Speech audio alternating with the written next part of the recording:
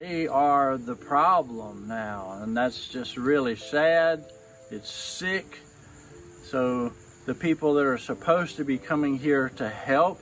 Did you know that Eustace Conway faced a devastating problem that he couldn't survive? The mountain man that teaches people to live off the land and survive on their own with nothing but their hands and the forest around them faced trouble even he couldn't handle with his hands. This problem he couldn't handle with his hands became part of a big controversy that shaped how people saw. So what is that problem? We have got devastating details about it. Let's start at the beginning. The natural world versus the plastic world. Eustace Conway sees the world in two parts. There's the natural world, the one he created at his 1,000-acre property called Turtle Island Preserve in Boone, North Carolina. And then there's what he calls the plastic imitation world, the one where most of us live, the one with building codes and regulations and rules about where you can put an outhouse. He founded Turtle Island back in 1987. The goal?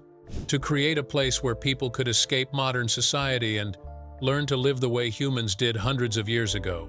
Skills like blacksmithing, hide tanning, fire starting without matches, all the things our ancestors knew but we've forgotten. Conway wanted to preserve this knowledge before it disappeared completely. But here's the thing. Unlike other mountain men who disappeared deep into the wilderness and cut themselves off from civilization, Conway took a different approach. He didn't want to be isolated. He wanted Turtle Island to be accessible. He wanted roads leading to his property. He wanted people driving by to see what they were missing, to get a glimpse of what the world looked like before we paved everything over. Think about that for a second. Most people who reject modern society go hide in Alaska or the deepest parts of Montana. They want nothing to do with the rest of us. But not Eustace. He positioned his preserve right where people could find it, where school groups and Boy Scouts and families could come learn how to live off the land for a weekend before going back to their regular lives. Conway was born in Columbia, South Carolina. He has 3 siblings, but his connection to them wasn't enough to tie him down to his home. The outdoors had always called him, and when he was 17, he listened to that call and left home. He built a teepee in the woods and he began to live there, but Conway didn't just want to settle down. He wanted to explore. So, he hiked the entire Appalachian Trail. But that's not all he did.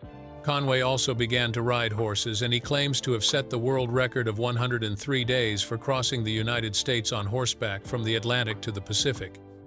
Impressive, isn't it? But Conway was wrong because, according to the New York Times and Los Angeles Times of the day, as well as the book Bud and Me, the record for crossing the North American continent on horseback was actually 62 days, and it was set in August 1911. The holders of the record, Bud and Temple Abernathy, aged 11 and 7, rode 3,619 miles from New York City to San Francisco to clinch it. But this doesn't make Conway's cross-country journey less impressive. In fact, the weekly radio show This American Life talked about Conway's cross-country journey in the episode Adventures in the Simple Life, which aired on the 11th of September 1998. The program used recordings that were taped on a handheld recorder by Conway and his party. It wasn't only on the radio that Conway was discussed. Just as Conway became a hot topic on the radio, he was also a hit on the television.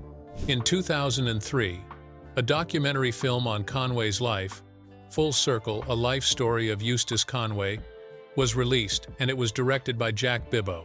Conway is also one of 4 featured characters in the 2012 documentary film Reconvergence, which was directed by Edward Tyndall.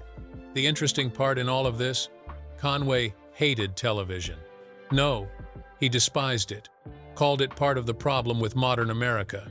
But TV always found him, first in East documentaries, then in 2012. Something changed. The era of reality TV was in full swing. So, the History Channel came calling. They presented the idea for a show called Mountain Men, and suddenly, this man who rejected modern technology was allowing cameras into his world, broadcasting his message to millions of people every week. Why the change? Conway claimed it was about spreading his message, about showing America what they'd lost, about inspiring people to reconnect with nature. And maybe that's true. But it's also true that the show made him famous. more famous than his previous biography ever could. Suddenly everyone knew who Eustace Conway was, and the money didn't hurt either. Because running a 1,000-acre preserve isn't cheap. Even if you're living primitively, you still have expenses. You still need to maintain the land. So Conway evolved. He started accepting interns and apprentices who would work for free in exchange for learning his skills. He started hosting paying campers, workshops that cost hundreds of dollars per person. A blacksmithing course, $300. The irony is thick. This man who preached about rejecting the modern world was now operating as a tax-exempt non-profit, getting breaks from the very regulatory system he openly despised, using the system he claimed to hate to fund the lifestyle he claimed to love. But that lifestyle was about to get a whole lot more complicated. And in October 2012, everything fell apart. The raid and the battle. An anonymous tip came into Watauga County Planning and Inspections. Someone reported that there were unpermitted buildings at Turtle Island Preserve. Multiple structures that had never been inspected, never approved, and never even registered with the county. Conway had broken the law, and what happened next seemed like a scene straight from an action movie. So Conway was on the property, going about his routine when suddenly chaos happened. Conway described it as a raid like a SWAT team operation. In September 2012, nearly a dozen county officials descended on his property. They came with sheriff's deputies, topographic maps, aerial photographs, GPS equipment, laptops loaded with highlighted photos, even a county four-wheeler to get around his massive property more easily. The inspection lasted a day and a half.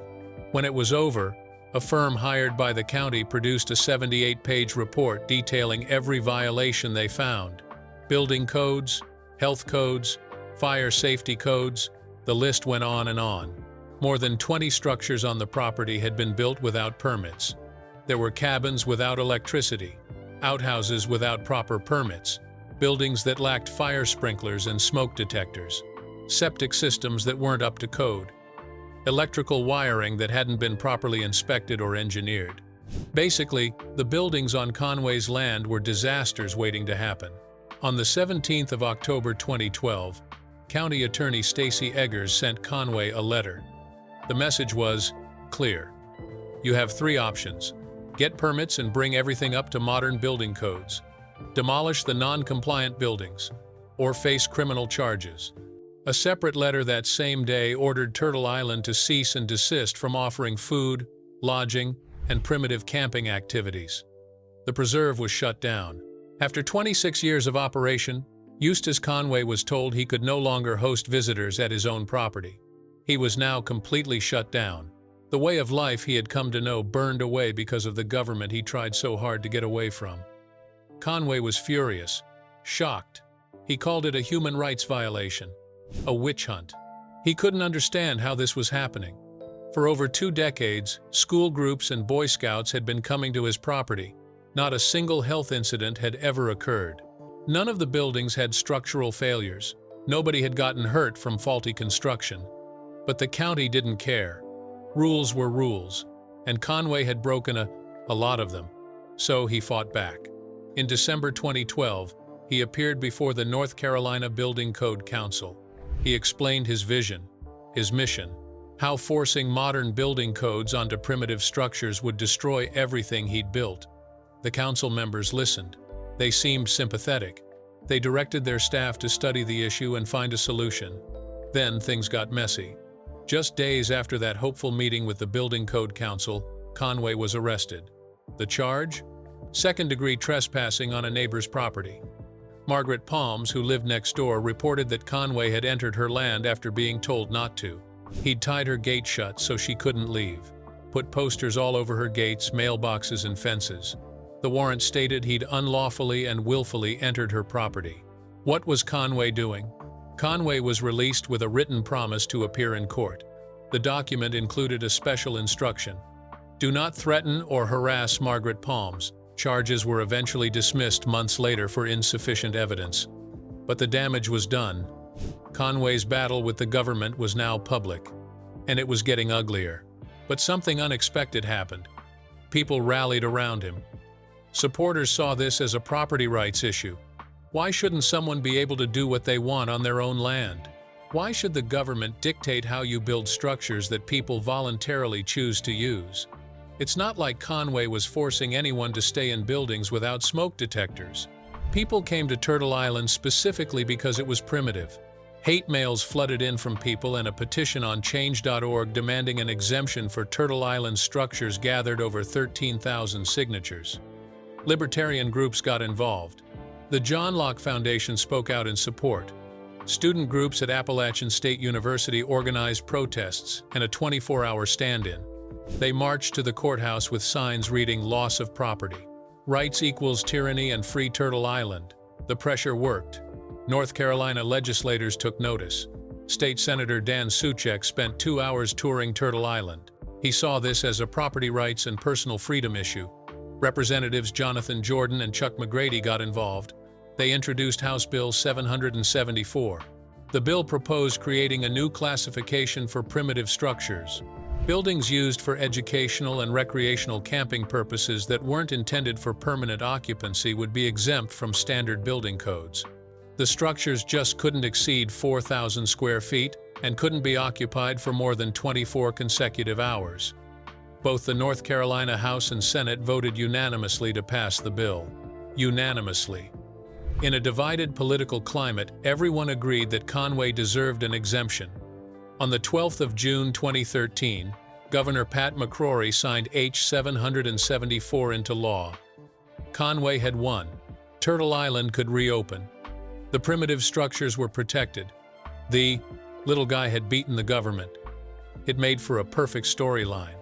And speaking of storylines, this whole drama played out on national television. The show Mountain Men documented Conway's fight. They showed him splitting firewood to raise money, racing on horseback to the courthouse to make his final payment. The dramatic music, the tension, the triumph. It was television gold. And it made Eustace Conway look like a hero. But was he really? Or was this just the beginning of a pattern? The lawsuit they didn't talk about. Remember that dramatic courthouse scene on Mountain Men? The one where Conway rides into Boone on horseback instead of driving one of the many vehicles on his property? The one where he arrives just in time to pay off a lien and save his land? There is a reason he didn't ride any of his vehicles though, but we'll get to that later on. The show framed that incident as Conway versus the taxman. A simple story of a mountain man struggling to pay property taxes. The government is coming after a guy who just wants to live free, but that's not what really happened. And it involves a 28-year-old woman named Kimberly Baker. In August 2005, Baker came to Turtle Island Preserve as part of the North Carolina Teaching Fellows program. She and other teachers were attending a retreat, an orientation program at the preserve's entrance. One of Conway's staff members pulled out a sling. You know, the ancient weapon warriors used to fight in battles and hunters used to hunt. He started demonstrating how to hurl stones with it, showing off the primitive skills Turtle Island was famous for teaching. A rock flew backward. It struck Kimberly Baker directly in the right eye. The injury was catastrophic. Baker lost sight in that eye permanently. Blind in one eye because of a demonstration gone wrong. She sued. Of course she sued. What choice did she have? Her life had been changed forever by an accident at Conway's property during an activity his staff was conducting. Baker reached settlements with 2 of Conway's employees for a combined $400,000. Then, in September 2009, Conway himself entered into a mediated settlement agreement. He agreed to pay Baker $75,000. The plan was to mortgage some of his Turtle Island land within a year to cover the payment. But the deadline came and went. No payment. Conway didn't mortgage the land, didn't send the money. Baker had been waiting years for compensation for an injury that left her permanently disabled. So she filed another lawsuit, this time for breach of contract. Conway had agreed to pay and hadn't followed through. The court case dragged on. Baker kept waiting for her settlement money. Finally, in April 2012, right around the time Mountain Men was filming those dramatic episodes about Conway fighting to save his land, he paid up. The $75,000 he owed to the woman his staff had permanently injured. But the show didn't tell that story. Instead, they filmed Conway riding dramatically into town, acting like he was fighting against government oppression. making it seem like property taxes were the villain. When asked about this later, Conway gave a sneaky response.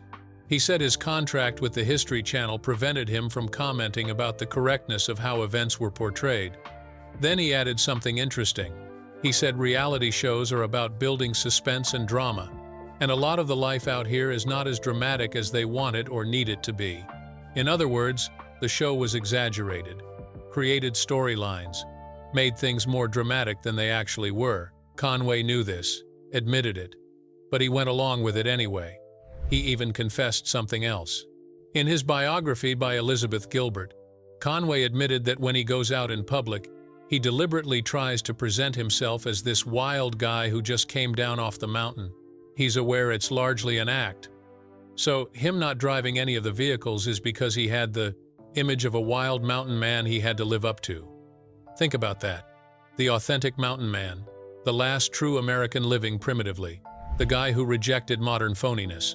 He was playing a character, performing for the cameras and the crowds. So what was real? What was genuine? And what was just Conway giving people what they wanted to see? The building code battle was real. The settlement with Kimberly Baker was real.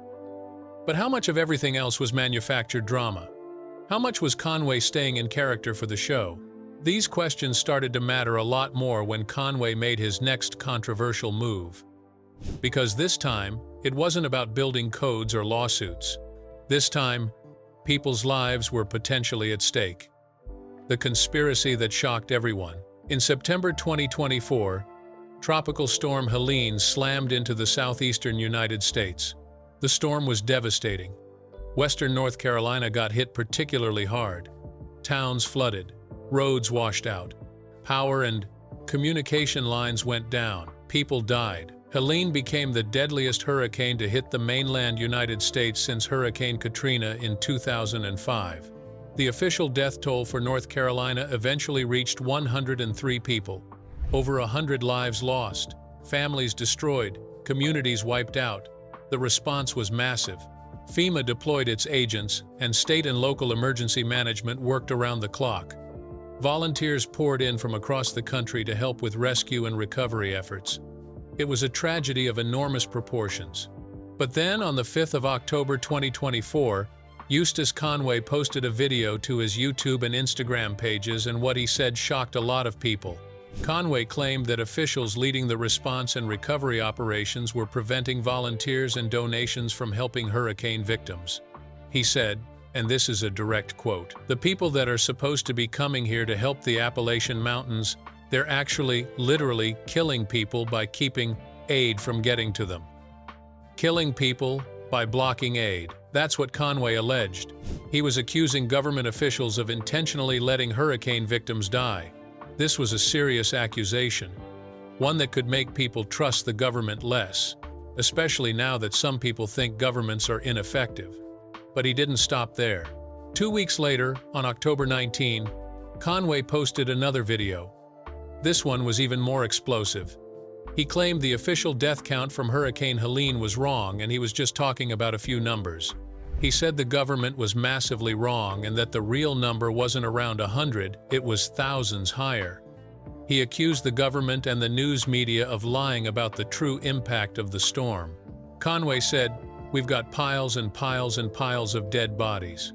We've got 18-wheeler refrigerator trucks filled up with dead bodies." He then asked, "Why is there such a disparity between the reality of what I'm seeing here and what you're getting told?" His videos went viral. Together, just on YouTube alone, they racked up more than 600,000 views, over 4,500 comments. People were sharing them across social media. Some believed him, others were outraged. But here's the problem. None of it was true. Conway himself didn't provide evidence for it. Why didn't he take pictures or make a video of what he saw? Why was he just reporting it? Could it be that Conway was trying to spread panic? Journalists from Carolina Public Press visited many of the affected areas. They personally saw no evidence to support any of Conway's claims. No piles of bodies, no refrigerator trucks full of uncounted dead, nothing matching what Conway described. Local officials in Buncombe County, one of the hardest hit areas, had been working to locate all missing persons. That number had been reduced to fewer than 10 active cases by the time Conway made his claims. The Buncombe County Sheriff's Office was following up on every single report. A funeral home in Swannanoa, where many relief organizations were based, said they'd processed fewer than 20 bodies from storm victims. Not hundreds, not thousands, and fewer than 20. Multiple fact-checking organizations investigated Conway's claims. They all reached the same conclusion. There was no mass cover-up, no hidden bodies, no conspiracy to hide thousands of deaths. The official death toll was accurate, give or take a small margin for ongoing investigations. Even the organization Conway and others cited as a source for inflated numbers came forward to deny it. The Western Carolina Emergency Network said they never produced, confirmed, or shared any figure suggesting thousands of hidden deaths. Their coordinator explained they were just trying to connect community needs with aid organizations. They had no official death statistics to share. So why did Conway say these things? Why spread false information about a tragedy that had devastated his own community? Some people wondered if he was just playing the role again, the wild mountain man who doesn't trust the government, the guy who sees through the lies of mainstream media. Was this just Conway staying in character, giving his followers what they expected from him? Or did he genuinely believe what he was saying?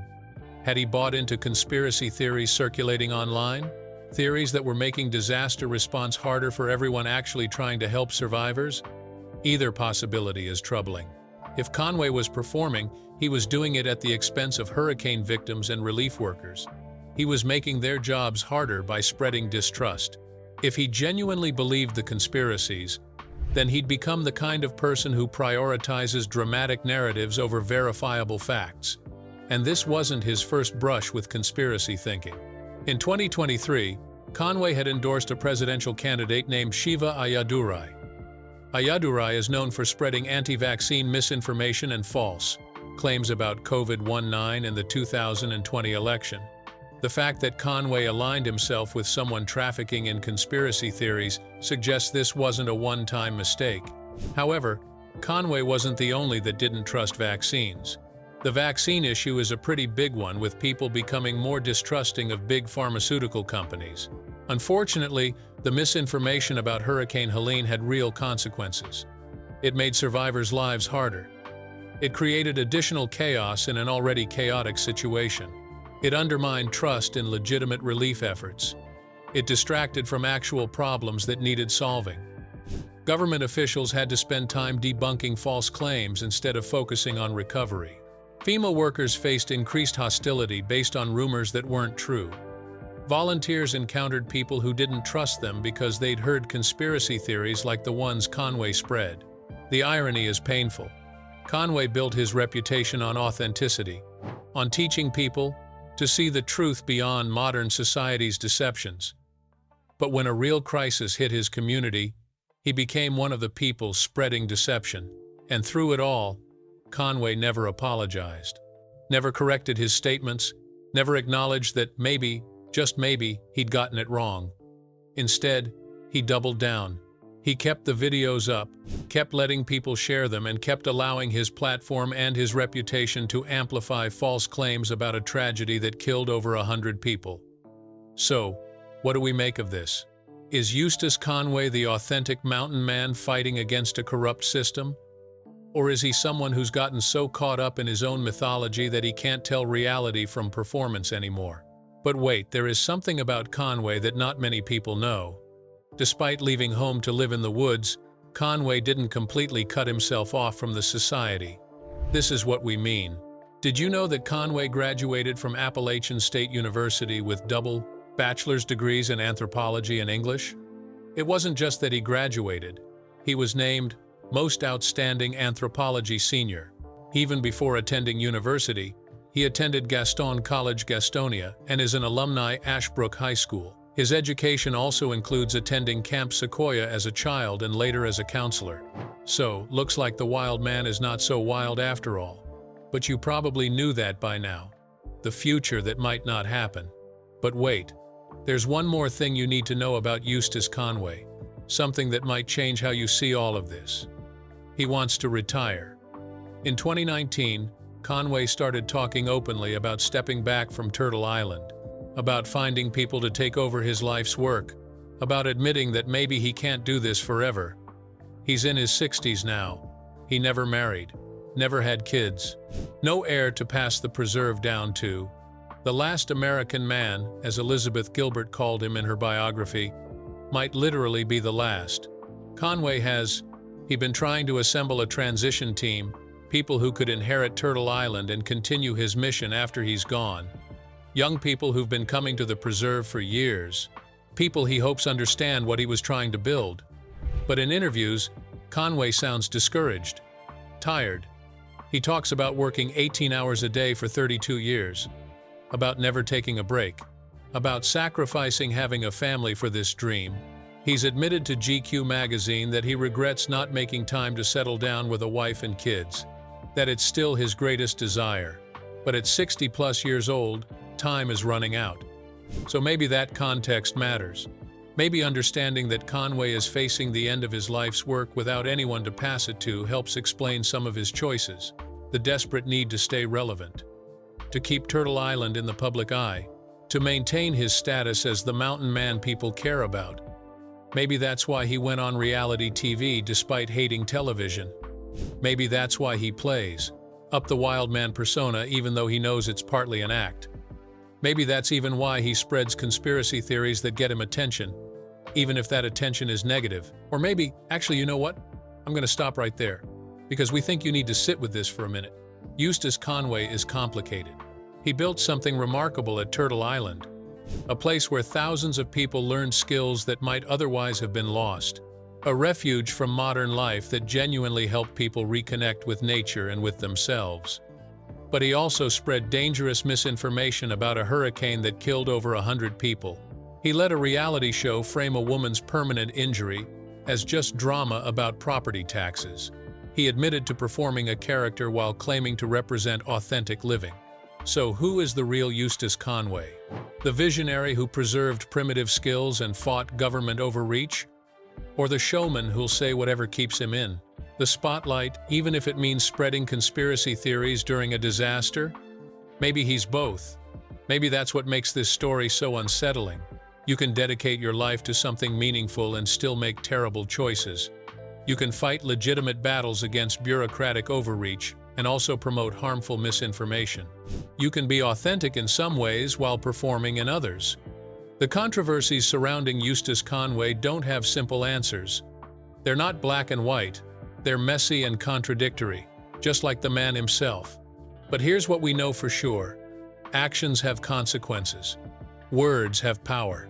And when someone with a platform uses that platform to spread false information during a crisis, they're not fighting the system. They're making things worse for everyone. So the next time you see Eustace Conway riding dramatically into town on horseback, ask yourself what you're really watching. Is it an authentic mountain man living? Or is it a performance? Is he showing you the truth? Or is he giving you what you want to see? The answer might be more complicated than either of us would like. If you found this video eye-opening, hit that like button and subscribe for more deep dives into the people and stories that aren't quite what they seem. Drop a comment below. What do you think about Eustace Conway? Hero fighting for freedom? Conspiracy theorist causing harm? Or something in between? Thanks for watching. And remember, the most interesting controversies are the ones that don't have easy answers.